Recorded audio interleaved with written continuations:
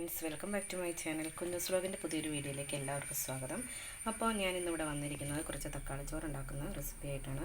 അതിനുവേണ്ടി ആദ്യം ഞാൻ വെള്ളത്തിൽ നമ്മുടെ ബസ്മതി അരി, വെള്ള അരിയായിട്ട് കൊടുത്തേക്കുന്നത്, ആ അരി 3-4 പ്രാവശ്യം കഴുകി വെള്ളത്തിൽ ഇട്ടിട്ടുണ്ട്, കുതിരാൻ വേണ്ടി വെച്ചിട്ടുണ്ട്. പിന്നെ അതുപോലെ തന്നെ ഇത് ഉഴുന്നാണ്, ഉഴുന്ന് 1 സ്പൂൺ കുതിരാൻ വേണ്ടി വെച്ചിട്ടുണ്ട്. പിന്നീട് വെച്ചേക്കുന്നത് പരിപ്പാണ് കേട്ടോ, പരിപ്പും കുതിരാൻ വേണ്ടിയിട്ട് 1 സ്പൂൺ വെച്ചിട്ടുണ്ട്. പിന്നെ നമുക്ക് മെയിൻ ഇൻഗ്രീഡിയൻ്റ് എന്ന് പറയുന്നത് തക്കാളിയാണ്. അപ്പോൾ ഞാനിവിടെ വലിയ ഒരു 3 തക്കാളിയാണ് എടുത്തേക്കുന്നത്. 3 തക്കാളി ചെറുതായി അരിഞ്ഞിട്ട് കേട്ടോ, ചെറുതായി അരിഞ്ഞ് നമ്മളെടുത്ത് വെച്ചിട്ടുണ്ട്. പിന്നെ നമുക്ക് വേണ്ട ഇൻഗ്രീഡിയൻറ്റ് സവാളയും വെളുത്തുള്ളിയാണ്. വെളുത്തുള്ളി ഒരു 6 അല്ലി ചെറുതായി അരിഞ്ഞിട്ടുണ്ട്. അതുപോലെ ഒരു വലിയ സവാള ചെറുതായി അരിഞ്ഞെടുത്തിട്ടുണ്ട്. അപ്പോൾ നമ്മൾ ചെറുതായിട്ട് തന്നെ അരിഞ്ഞെടുക്കാൻ ശ്രദ്ധിക്കണം. ഈ രീതിയിലാണ് അരിഞ്ഞേക്കുന്നത് കേട്ടോ. അപ്പോൾ അതും എടുത്ത് വെച്ചിട്ടുണ്ട്. പിന്നീട് നമ്മൾ വെള്ളം തിളയ്ക്കാൻ വേണ്ടി വെച്ചിട്ടുണ്ട്. വെള്ളം തിളയ്ക്കാൻ വെച്ചിട്ടുണ്ട്. അപ്പോൾ വെള്ളം തിളച്ച് കഴിയുമ്പോൾ അരി ഇട്ട് കൊടുക്കും.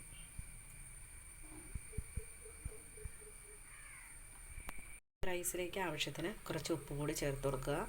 അപ്പോൾ നന്നായിട്ട് വെള്ളം തിളച്ച് കഴിയുമ്പോൾ നമുക്ക് അരി കഴുകി എടുത്തിടാം കേട്ടോ.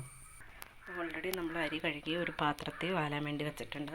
അപ്പോൾ വെള്ളം തിളച്ച് കഴിയുമ്പോൾ നമുക്ക് ആദ്യത്തെ സ്റ്റെപ്പ് എന്ന് പറയുന്നത് ഈ അരി അതിലേക്ക് ചേർത്ത് കൊടുക്കുക എന്നതാണ്. അപ്പോൾ ഓൾറെഡി വെള്ളം തിളച്ച് വന്നിട്ടുണ്ട്, നമുക്ക് അരി ഇട്ട് കൊടുക്കാം കേട്ടോ.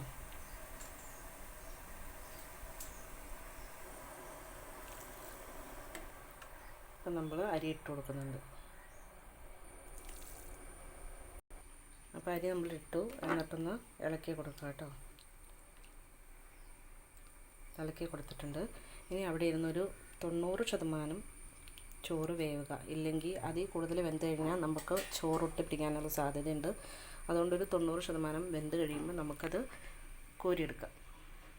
അപ്പം നമ്മുടെ ചോറ് നന്നായിട്ട് തിളച്ചുകൊണ്ടിരിക്കുകയാണ്. നല്ലതുപോലെ വെന്ത് കിട്ടണം കേട്ടോ. ഒരു 95% വെന്തതിന് ശേഷം വേണം നമുക്ക് മാറ്റാൻ. ഇപ്പോൾ ഓൾറെഡി നമ്മൾ ചോറ് കോരിയിട്ടുണ്ട്. ഇനി ഒരു ചട്ടി അടപ്പത്ത് വെച്ചു. ഒരു 3.5 സ്പൂണോളം സൺഫ്ലവർ ഓയിൽ ഒഴിച്ച് കൊടുത്തിട്ടുണ്ട്. 1 സ്പൂൺ പരിപ്പ് കുതിർത്തിയത് ഇട്ട് കൊടുക്കുന്നു. 1 സ്പൂൺ ഉഴുന്ന് കുതിർത്തിയത്. പെട്ടെന്ന് നമ്മൾ ഇളക്കി വഴച്ചെടുക്കണം.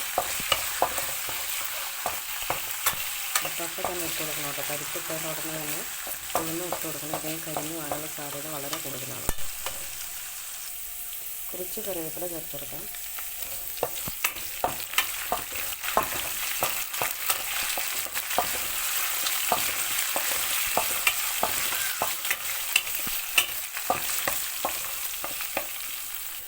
സവാള, ഉള്ളി, സവാളയും വെളുത്തുള്ളിയും ഉള്ളിയും എല്ലാം കൂടി ചേർത്ത് കൊടുക്കാം.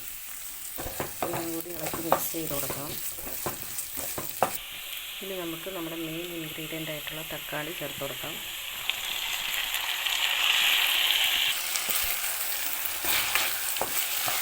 തക്കാളി ചേർത്തതിന് ശേഷം നന്നായിട്ട് ഇളക്കി കൊടുക്കാം.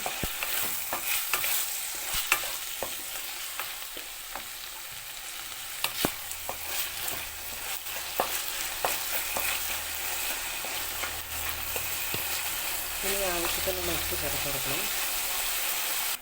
ഒരു പച്ചമുളക് നടുകെ കീറിയത് നമുക്ക് ഇട്ട് കൊടുക്കാം. ഒറ്റയ്ക്കൊരു പച്ചമുളകായിട്ട് ചേർത്ത് കൊടുക്കുന്നുള്ളൂ.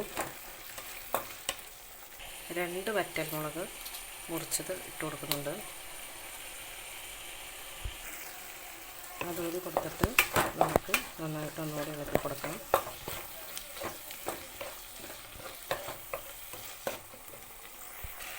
കാൽ ടീസ്പൂൺ മഞ്ഞൾപ്പൊടി, 1/2 ടീസ്പൂൺ മുളക് പൊടി. നിങ്ങളുടെ അടുത്ത് കാശ്മീരി മുളക് പൊടി ഉണ്ടെങ്കിൽ അതൊരു സ്പൂൺ ചേർത്ത് കൊടുത്താലും മതിയാകും.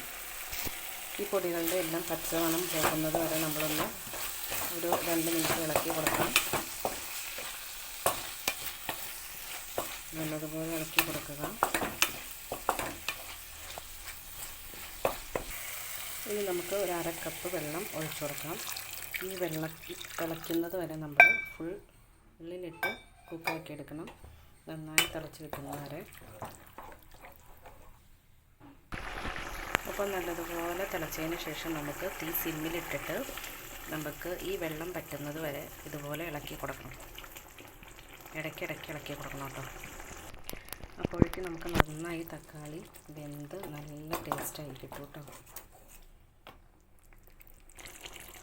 സിമ്മിലിട്ട് കഴിഞ്ഞിട്ട് നമ്മൾ ഇതുപോലെ ഇടയ്ക്ക് വന്ന് ഇളക്കി ഇങ്ങനെ കൊടുക്കണം കേട്ടോ.